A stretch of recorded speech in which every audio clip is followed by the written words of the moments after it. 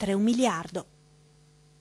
Insomma, una situazione grave. Al termine del giornale, nell'ultima fase, ci collegheremo, se ce la facciamo, con i tempi, col governatore del Veneto, Luca Zaia, per vedere come stanno davvero le cose. Anzi, forse siamo in grado di farlo adesso. Presidente, mi sente? Ciao, mi sente? Buongiorno, mi sente? Buonasera, mi sente? Buonasera.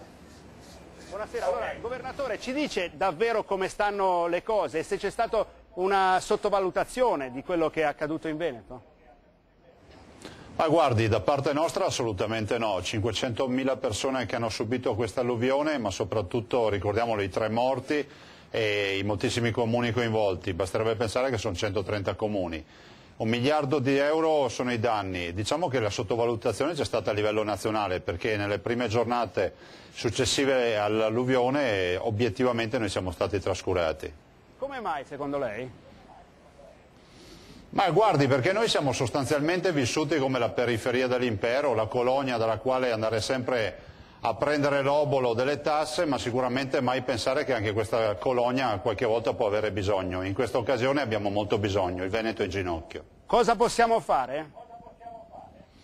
Guardi, direttore, lei ha fatto tantissimo, la voglio anche ringraziare pubblicamente perché è stato il primo ad occuparsi di queste vicende.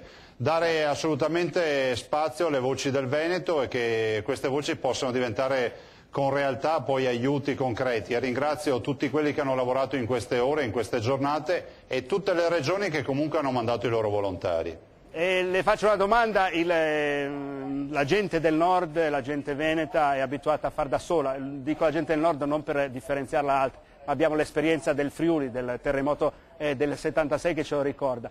C'è bisogno di aiuti? C'è bisogno di aiuti nel senso di sottoscrizioni popolari? Assolutamente sì, a me spiace dirlo così in maniera cruda, però assolutamente sì, abbiamo bisogno di risorse, di ricostituire gli argini dei nostri fiumi che abbiamo visto sono sostanzialmente spariti.